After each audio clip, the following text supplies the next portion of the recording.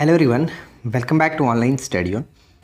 आज के इस वीडियो में हम देखेंगे बिहार के चर्चित व्यक्ति जो करंट अफेयर्स से रिलेटेड आपका होगा। सितंबर अक्टूबर 2024 तक के पूरे अपडेट्स को हम देखने वाले हैं और ये हमारा पार्ट 1 रहने वाला है।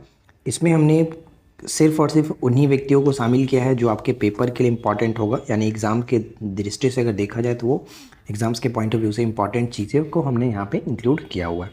ठीक है, तो चलिए शुरू करते हैं और आखिरी तक आप देखिएगा। इसमें हमने पूरे अच्छे तरीके से जो भी महत्वपूर्ण व्यक्ति हैं, जो भी हाल फिलहाल में चर्चा में रहे, उन सभी को शामिल किया और इसके एक दो पार्ट मैं और ला दूंगा ताकि एक जगह सब कुछ आपको देखने को मिले और बाद में मास्टर वीडियो बना देंगे ताकि आप रिवीजन करके जाएं। तो चलिए शुरू करते हैं। सबसे पहले बात करते हैं कि बिहार लोक सेवा आयोग यानी बीपीएससी के अध्यक्ष कौन है।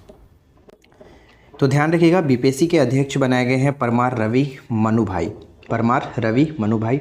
इससे पहले अगर पूछ लिया जाए कि ये किस पद पर आसीन थे, तो इससे पहले खनन एवं भूतत्व विभाग के अपर मुख्य सचिव के रूप में ये कार्यरत थे परमार रवि मनुभाई। विधानसभा के अध्यक्ष कौन है? तो बिहार विधानसभा के अध्यक्ष हैं नंद किशोर यादव और इन्हीं से मिलता जुलता नाम उपाध्यक्ष का भी है, नरेंद्र नारायण यादव। नरेंद्र नारायण यादव। तो ये दो नाम याद रखना है। अब बात करते हैं कि पटना हाई कोर्ट के मुख्य न्यायाधीश कौन है। तो देखिए, पटना हाई कोर्ट के मुख्य न्यायाधीश वर्तमान में देखा जाए तो के विनोद चंद्रन, जो कि 44वें ये मुख्य न्यायाधीश है। प्रथम मुख्य न्यायाधीश पटना के कौन थे? तो जेम्स चेम्मियर याद रखेंगे, जेम्स चेम्मियर। आज़ादी के बाद प्रथम भारतीय मुख्य न्यायाधीश पटना के कौन बने थे? यानी आज़ादी के बाद प्रथम भारतीय पटना के मुख्य न्यायाधीश थे लक्ष्मीकांत झा। और अगर उसी तरह से पूछा जाए कि पहली महिला मुख्य न्यायाधीश कौन थी, तो रेखा दोषी। ठीक है, अब यहाँ पे आता है नेक्स्ट पॉइंट हमारा कि बिहार के मुख्य सूचना आयुक्त कौन है। तो बिहार के मुख्य सूचना आयुक्त वर्तमान में ब्रजेश मेहरोत्रा हैं और साथ ही साथ वरिष्ठ पत्रकार प्रकाश कुमार। अगर पूछा है कि ब्रजेश मेहरोत्रा जो हैं वो किस पद पर थे, यानी मुख्य सूचना आयुक्त बनाने से पहले ये मुख्य सचिव थे, बिहार के मुख्य सचिव के रूप में कार्यरत थे। चलिए आगे बढ़ते हैं। नेक्स्ट आता है कि राजभूषण चौधरी। हाल ही में चर्चा में रहे राजभूषण चौधरी का संबंध जो है ये मुजफ्फरपुर से, और ये चर्चा में क्यों है? तो लोकसभा चुनाव जो हुआ, बिहार लोकसभा चुनाव 2024 में इन्होंने सर्वाधिक वोटों से मत को जीता, यानी सर्वाधिक वोटों से जीत हासिल की है मुजफ्फरपुर से, ये ध्यान रखिएगा। और उसी तरह से राजीव प्रताप रूडी की बात करें जो कि सारण से संबंध रखते हैं, सबसे कम वोटों से जीत हासिल की है इन्होंने, राजीव प्रताप रूडी जो कि सारण से है। सम्राट चौधरी की बात करें तो सम्राट चौधरी बिहार के वित्त मंत्री हैं और इन्होंने 18वां आर्थिक सर्वेक्षण 23-24 पेश किया 12 फरवरी 2024 को। साथ ही साथ 13 फरवरी 2024 को बिहार बजट पेश किया गया था इनके द्वारा। तो सम्राट चौधरी का नाम भी आपको अच्छे से याद रखना है। नेक्स्ट आता है कर्पूरी ठाकुर जी। इनको तो हम छोड़ ही नहीं सकते थे। तो कर्पूरी ठाकुर जी के बारे में अगर हम बात करें तो जननायक के नाम से इनको जाना जाता था और हाल ही में यानी जनवरी 2024 में बात किया जाए तो 100वीं जयंती पर इनको भारत रत्न 2024 से सम्मानित किया गया, मरणोपरांत इनको सम्मानित किया गया।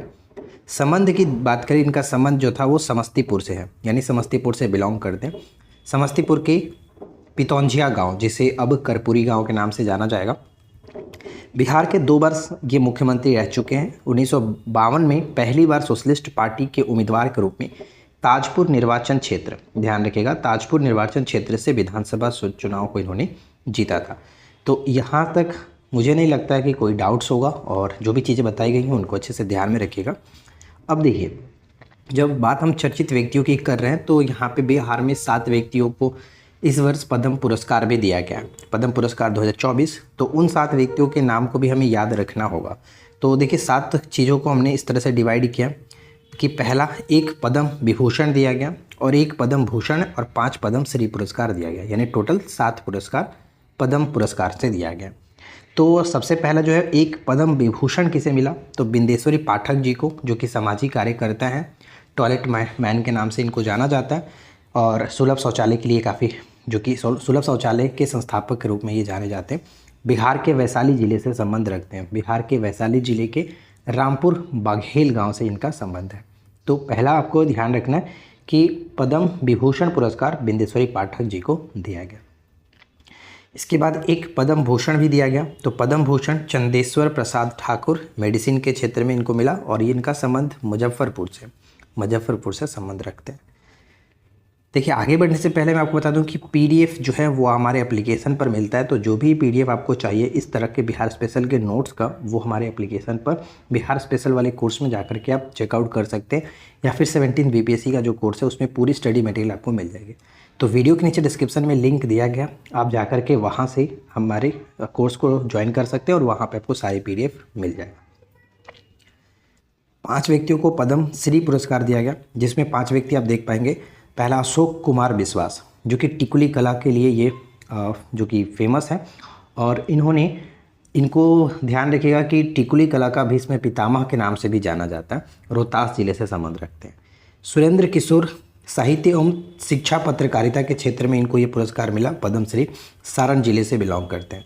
राम कुमार मलिक की बात करें तो ध्रुपद गायन कला, और ये दरभंगा घराने से जुड़े हुए हैं। ये चीज़ याद रखिएगा कि राम कुमार मलिक का संबंध दरभंगा घराने से। शांति देवी पासवान जो है मधुबनी पेंटिंग में गोदना कला शैली से संबंधित है, और साथ ही साथ ये 2 पति पत्नी है, शांति देवी पासवान और शिवम पासवान। 2 लोगों को मधुबनी पेंटिंग्स में गोदना शैली कला के लिए इस वर्ष पद्मश्री से नवाजा गया। ठीक है, अब बात करते हैं कि 2023 में यानी पिछले वर्ष की बात करें तो पिछले वर्ष 3 व्यक्तियों को पद्म पुरस्कार दिया गया था, जिसमें पद्मश्री पुरस्कार दिया गया था। इस वर्ष टोटल 7 दिया गया, जिसमें 1 पद्म विभूषण, 1 पद्म भूषण और 5 पद्मश्री। लेकिन पिछले वर्ष सिर्फ और सिर्फ 3 पद्मश्री पुरस्कार बिहार को मिला था, जिसमें आप यहाँ पे देख पाएंगे कि श्रीमती सुभद्रा देवी कला के क्षेत्र में, श्री आनंद कुमार शिक्षा और साहित्य के क्षेत्र में, आनंद कुमार सुपर 30 के जो संस्थापक है उनकी बात की जा रही है, और श्री कपिल देव प्रसाद कला के क्षेत्र में। ठीक है, तो ये 3 व्यक्तियों को पिछले वर्ष पद्मश्री नवाजा गया था। अब नेक्स्ट पॉइंट आता है कि श्रेयसी सिंह हाल ही में चर्चा में, बिहार के जमुई से ये बिलोंग करती हैं। पेरिस ओलंपिक 2024 में चयनित होने वाली बिहार की पहली एथलीट थी हैं, तो ये नाम भी याद रखेंगे श्रेयसी सिंह का। ठीक है, तो देखिए आज की इस वीडियो में हमने इतने सारे व्यक्तियों के नाम को कवर किया, लेकिन इसके अभी और भी पार्ट्स आएंगे जिसमें हम लोग कोशिश करेंगे कि सभी महत्वपूर्ण व्यक्ति जो आपके एग्ज़ाम से रिलेटेड हैं, आपके एग्ज़ाम्स के लिए इंपॉर्टेंट है, वो आपके सामने रखूं। तो आप इसके आने वाले 2 पार्ट्स का वेट कर सकते हैं। तो उम्मीद करता हूं कि ये वीडियो आपके लिए हेल्पफुल रही होगी। वीडियो पसंद आया हो तो लाइक एंड शेयर करके जाना। चैनल पर पहली बार है सब्सक्राइब करके नोटिफिकेशन बेल आइकन को ऑल पे सेट कर लीजिएगा। पीडीएफ आपको हमारे एप्लीकेशन पर मिल जाएगा, तो पीडीएफ के लिए अगर आपको चाहिए तो आप जाकर के एप्लीकेशन पर ज्वाइन कर सकते हैं। तो बस इस वीडियो में इतना ही फ्रेंड्स, मिलते हैं नेक्स्ट वीडियो में नए टॉपिक के साथ। Thanks for watching, keep learning, have a good day.